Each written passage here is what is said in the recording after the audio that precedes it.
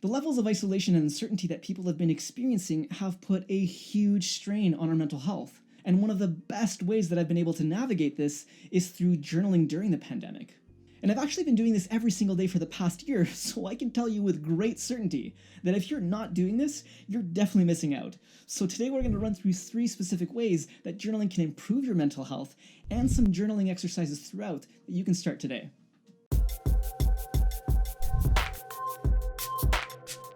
Welcome, warriors! This is your man Johnny F here, the founder of nextlevelwarrior.com, and this channel is all about providing you with the knowledge and tools to help you build your warrior within to become your next level self. And when it comes to mental health improvement, journaling is an absolute key for this. There is no doubt that the majority of the world has been psychologically impacted, whether through the multiple lockdowns, through the lengthy isolations, and of course, the uncertainty for the future, which has impacted people's anxiety levels, worries, and depression like crazy. But what's even more wild is how easily accessible and affordable you can navigate through these challenges with a journal. So depending on when you're watching this video, regardless of what's happening in the outside world, I trust that you understand the importance of improving your mental health. And I'll tell you that if you try to ignore or band-aid this issue with distractions like most people do, well, you're in for a rough ride. So let's get right into the goods. Aside from the general swings that we can experience with anxiety, depression, and stress in a regular life, a lot of this has been amplified by the pandemic, especially when we're in isolation, which can make it obvious as ever the things that we're ignoring within ourselves that we really need to work on.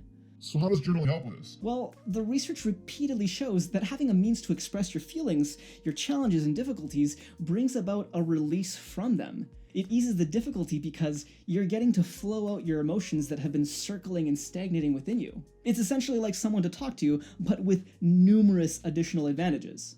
There's no appointment necessary, and it's basically a free, unlimited therapy session for you at the instant that you choose to open an empty page and put that pen to paper.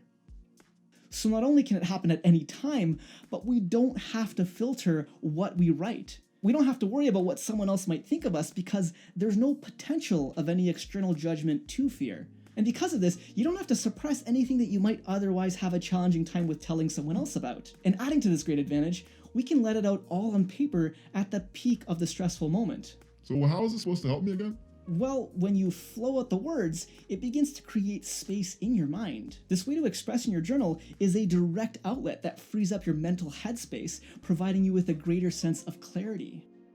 But something else happens too. In a lot of instances, you can look back at the writing and reflect and see that it may not have actually been as big of a deal as you made it out to be. At least from my experience, I can tell you that the longer I let something circle around in there, the bigger and realer it becomes. We can definitely blow it way out of proportion. And this brings to mind a quote from Mr. Rogers that I came across a few years ago, where he said, "Anything that is human is mentionable, and anything that is mentionable can be more manageable." When we talk about our feelings, they become less overwhelming, less upsetting, and less scary. And I trust you'll agree that anything that is mentionable is also writable. Our stressors, emotional upsets, and the difficulties that we're having being alone. All of this is writable. All of this is journalable. Journalable. Is that even a word?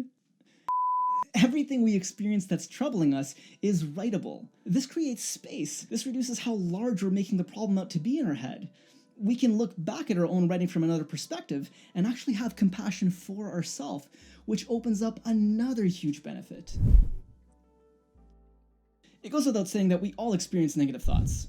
Those about our situations, the world, our past, our present, even negative thoughts about other people. But here's the thing, the extra layer of worries that come up from isolation and uncertainty can amplify the level of negative thoughts that we experience. And if we don't do anything about it and simply let the habit run, we become more accustomed to it.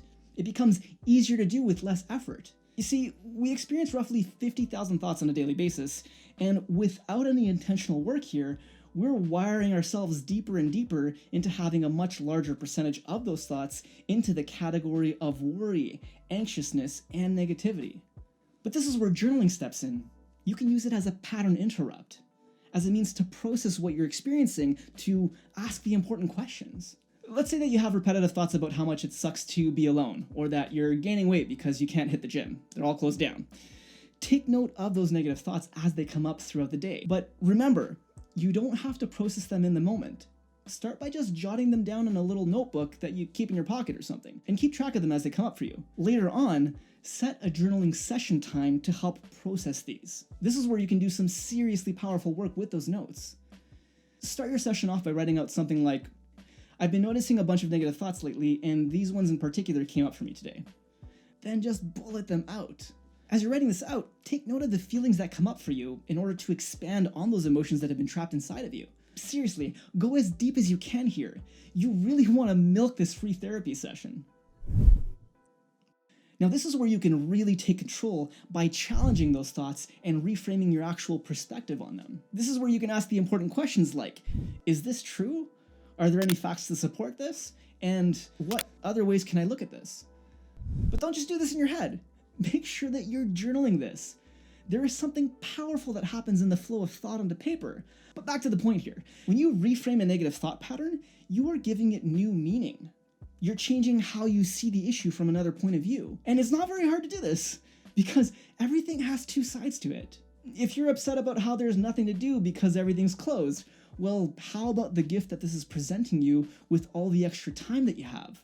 The opportunity to learn new skills, to take that course that you've been meaning to do, or to start that home exercise plan that you want to do. We literally blind ourselves to all of this when we allow our negative thoughts to get out of control in our mind, taking up precious mental real estate.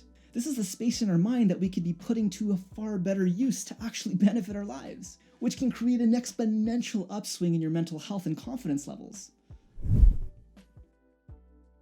Through the new actions you start taking by using a journal, regardless of what's happening in the outside world, you're really moving forward, giving yourself a new level of attention. And I want you to really think about this for a moment. Imagine that you're doing all of this for someone else. Being a listener, helping them process their negative thoughts, worries, stresses, guiding them to reframe their negative experiences in order to give new meaning to them and help them shift in that perspective. That sounds like a pretty supportive friend. It sure does. And I'll tell you with great certainty that the quality of friendship that you develop with yourself, the much higher quality of life that you'll have. It's undeniable. And if you agree with me, then make sure to hit the like button to let me know. Now, these actions we can start taking right now directly impact our levels of self-worth and self-love. I mean, think about it. If you're at war with yourself, then you're not on a path that's going to improve your mental health. You're actually headed in the opposite direction. And using a journal helps you to bring awareness along with understanding to your triggers and stresses. This helps you to ease tension and worries, identifying negative thought patterns and negative self-talk patterns. It helps you to build a greater level of compassion for yourself and provides an opportunity for shifting negative self-talk as you become more of a friend to yourself, more of an encourager instead of a discourager. Seriously, if you're not using a journal already in any way that helps you to actually build this sort of relationship with yourself, then it's time. You deserve every bit of it. Personally, the amount of progress that I've made in my own life over the past few years with daily journaling has been completely astounding. But I've got to make one thing absolutely clear.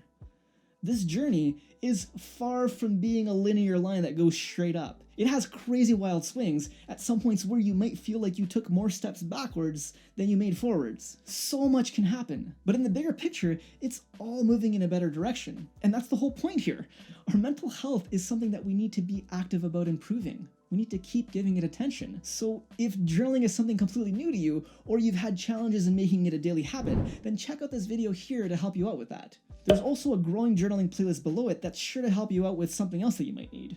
But if there's anything missing, then don't be a stranger. Let me know in the comments. I'm always open to future video suggestions. Make sure to subscribe and hit the bell for more future videos, and never stop growing warriors.